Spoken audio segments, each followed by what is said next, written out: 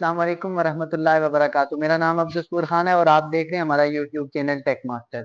तो नाजरीन, आज मैं आपको स्टेट ऑफ आर्ट इंस्ट्रूमेंट जो कि कोबास C311 है, इसको ऑपरेट करने का तरीका और इसको ऊपर सैंपल रन करने का तरीका बताऊंगा। आज की वीडियो आपके लिए बहुत ही ज्यादा इंफॉर्मेटिव होने जा रही है, तो इस वीडियो को लास्ट तक जरूर देखें। जब भी कोई न्यू पर्सन इस मशीन को ऑपरेट करता है तो उसके अंदर बहुत सारे एरर आने की चांसेस होती हैं। जो एरर इस मशीन के मुख्तलिफ पार्ट को डैमेज करते हैं या बहुत ज्यादा इफेक्ट करते हैं। तो हमें इस चीज के इंश्योर करना है कि वो एरर ना प्रोड्यूस हो, जिसकी वजह से हमारे मशीन के मुख्तलिफ पार्टों के ऊपर इफेक्ट पड़ता है। तो चलते हैं हम मशीन की तरफ, सिस्टम के ऊपर, कि कैसे हम इसको ऑपरेट कर सकते हैं और इसके ऊपर हम सैंपल को प्रोसेस कर सकते हैं।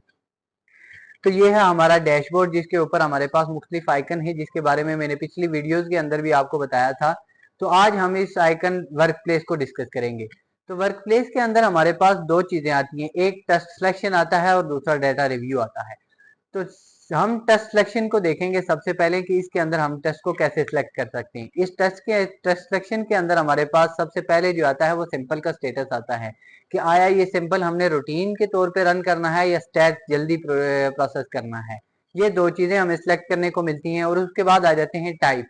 सिंपल टाइप के अंदर हमारे पास मुख्तलिफ टाइप्स आ जाती हैं सिंपल की, जैसे सीरम और प्लाज्मा, यूरिन का सिंपल है, या CSF का सिंपल है, या सुपरेंट है, या अदर कोई भी सीरम की टाइप हो सकती है। इसके बाद आ जाते हैं यहाँ पे हमारे पास एक ऑप्शन आता है डिस्क देखना।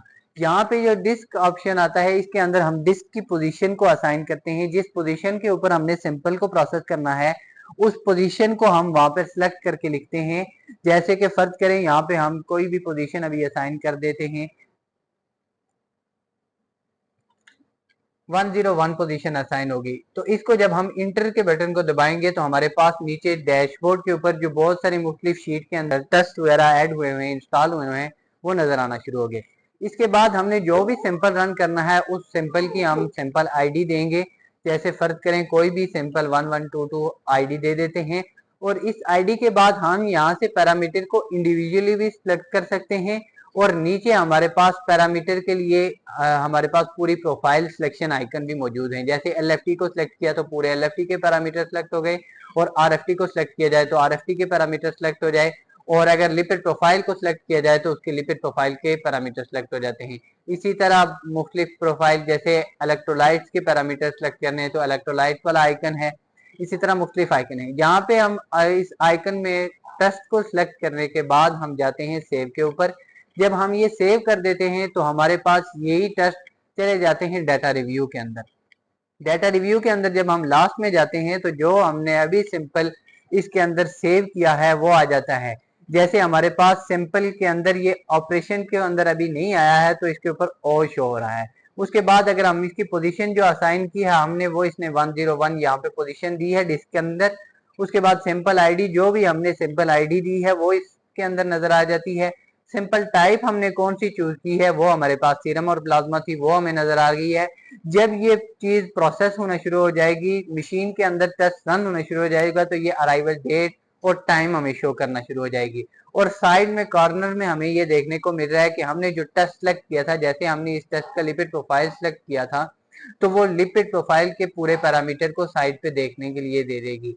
और इसके अंदर अगर कोई अलार्म आता है तो वो भी हमें बता देगी, और इसके यहाँ पे रिजल्ट नोट करके बता देगी। जैसे ही टेस्ट कंप्लीट हो जाएगा, परफॉर्मेंस कंप्लीट हो जाएगी, तो इसके हमें रिजल्ट बता देगी। और उसके बाद यहाँ पे यूनिट डिसाइड करके बता देगी कि कौन से कोलेस्ट्रॉल के लिए कौन सी यूनिट को ये यूज कर रही है और HDL के लिए कौन सी यूनिट यूज कर रही है। यहाँ से कंफर्म करने के बाद सिंपल को इस सिंपल कैंसिल के अंदर पुट किया जाएगा। और उसके बाद सिंपल को पुट करने के बाद हम वहां से सॉफ्टवेयर सिस्टम से ये स्टार्ट के आइकन को, जो सबसे लास्ट के अंदर है, स्टार्ट के आइकन को दबाएंगे तो ये एक बड़ा आइकन खुल जाएगा जैसे स्टार्ट का आइकन।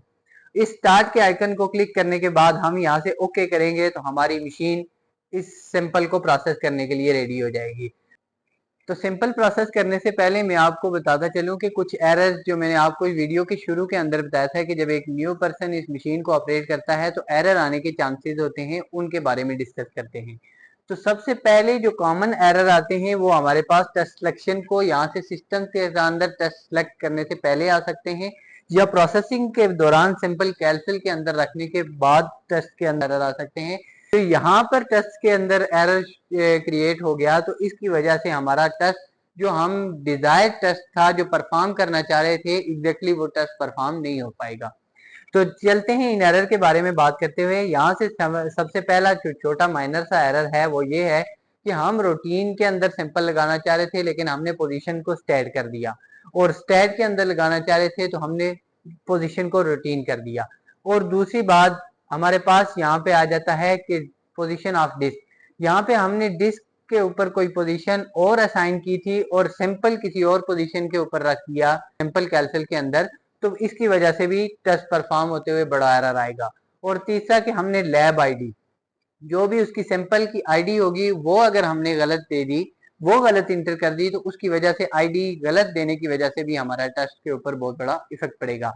और मोस्ट कॉमन इफेक्ट जो सबसे ज्यादा इफेक्ट करेगा वो ये होगा कि हमारी सैंपल टाइप जो है, इसके अंदर अगर हमने गलती की तो ये हमारे टेस्ट को एग्जैक्टली परफॉर्म नहीं कर पाएगी कि हमने यूरिन टाइप का सैंपल लिया था या सीरम और प्लाज्मा का सैंपल लिया था या सीएसएफ का सैंपल था, ये अगर हमने टाइप सेलेक्ट नहीं की तो एग्जैक्टली मशीन उस टेस्ट को परफॉर्म नहीं करेगी। सॉफ्टवेयर सिस्टम के बाद हमारे पास कुछ हार्डवेयर सिस्टम के अंदर जो एरर आते हैं वो मैं आपको बताना चाहूंगा कि अगर हमारे पास इस एक्सेस को नहीं दिया गया है, सिंपल डिस्क की एक्सेस को नहीं दिया गया, तो हमने सिंपल कैसेट को मूव नहीं करना है। क्योंकि कई दफ़ा ऐसा होता है कि सिंपल प्रोब यहाँ से सिंपल को प्रोसेसिंग के लिए उठा रही होती है और जो न्यू पर्सन इस मशीन को ऑपरेट करने के लिए आता है, ना देखते हुए इस सिंपल कैंसिल को मूव कर देता है, जिसकी वजह से प्रोब डैमेज हो जाती है और अक्सर औकात टूट भी जाती है। और दूसरा इम्पॉर्टेंट और बहुत ही अहम एरर ये आता है कि हम जब सैंपल को कप के अंदर ट्रांसफर कर रहे होते हैं तो इसको देखते नहीं है और इसके अंदर कई दफ़ा जेल को हम पुट करके इसके अंदर रख देते हैं, जिसकी वजह से सैंपल उठाते वक्त प्रोब उस जेल को सक कर देती है और वो बंद हो जाती है, और उस बंद होने की वजह से टेस्ट को परफॉर्म नहीं करती है। और तीसरा मेन इशू ये है कि हमने वहां पर डिस्क जो ऊपर डिस्क के ऊपर पोजीशन असाइन की होती है, एग्जैक्टली उस पोजीशन को कंफर्म नहीं करते और किसी भी पोजीशन के ऊपर सिंपल कैंसिल के अंदर रख देते हैं सिंपल, जिसकी वजह से हमारे पास सिंपल मौजूद नहीं होता है और मशीन एरर देना शुरू हो जाती है कि ये सिंपल मेरे पास है ही नहीं। और दूसरी सबसे इम्पॉर्टेंट चीज कि जब भी हम टेस्ट परफॉर्म कर रहे हूँ या मशीन को ऑपरेट कर रहे हूँ तो इस फ्रंट कवर को हमें बंद रखना चाहिए, क्योंकि ये जो इसके अंदर पार्ट लगे हुए हैं वो बहुत ही ज्यादा सेंसिटिव हैं और इनको ऊपर से कवर होना लाजमी होता है। तो फिर हम आपको एक नया सिंपल प्रोसेस करके बताते हैं इस C3 के ऊपर। ये हमारे पास RFT के लिए हमारे पास सिंपल आया है। तो सबसे पहले हम इसको कप बना देंगे और इसके कप के अंदर इसके सीरम को अलग कर देंगे और इस सिंपल की सबसे पहले हम सिस्टम के अंदर एंट्री करेंगे। सबसे पहले हमें वर्क प्लेस पर जाएंगे और यहाँ से सिंपल की स्टेटस को सिलेक्ट करेंगे। हमने इस सिंपल को स्टैट के तौर पे रन करना है और उसके बाद हम इस सिंपल की टाइप मुख्तलिफ टाइप के अंदर से हम सीरम और प्लाज्मा के साथ टेस्ट परफॉर्म कर रहे हैं तो सीरम को प्लाज्मा को सिलेक्ट कर देंगे। डिस्क नंबर हम देंगे इसको 101, यानी हमने इस सिंपल को 101 पोजीशन के ऊपर परफॉर्म करना है। उसके बाद इंटर करने के बाद हम आ जाएंगे सिंपल आईडी के ऊपर। तो यहाँ पर हमारे पास सिंपल आईडी है 917838। इसको इंटर करने के बाद मैं इसके पास RFT सिलेक्ट करूंगा तो ये हमारे पास इसके पैरामीटर सिलेक्ट हो जाएंगे। इन पैरामीटर को आप अकेले अकेले भी सिलेक्ट कर सकते हैं और पूरी प्रोफाइल आइकन के साथ भी सिलेक्ट करते हैं। और फिर इसके बाद हम इसको यहाँ पर से सेव कर देंगे और फिर जाएंगे हम इसको डाटा रिव्यू के अंदर। डाटा रिव्यू के अंदर जब हम लास्ट में आ जाएंगे तो ये हमारे पास सिंपल शो हो रहा है कि जो 101 पोजीशन के ऊपर है और इसकी सिंपल आईडी ये है और इसकी सिंपल टाइप ये है। और अब हम इस सिंपल को उठाकर सिंपल कैलकुल के अंदर पुट कर देंगे। 101 पोजीशन के ऊपर हम इस सिंपल को रखेंगे और सिंपल को रखने के बाद हम वापस सॉफ्टवेयर सिस्टम में आकर इस सिंपल को स्टार्ट कर देंगे। स्टार्ट के बटन पे क्लिक करके मशीन को स्टार्ट कर देंगे। इससे आगे सिंपल प्रोसेसिंग मशीन के काम के अंदर आ जाएगी। तो ये था हमारा टॉपिक आज का कि हम C311 को कैसे ऑपरेट कर सकते हैं और इस पर कैसे सिंपल प्रोसेस कर सकते हैं। तो अगर आपको हमारी वीडियो अच्छी लगी हो तो इसको शेयर सब्सक्राइब करें।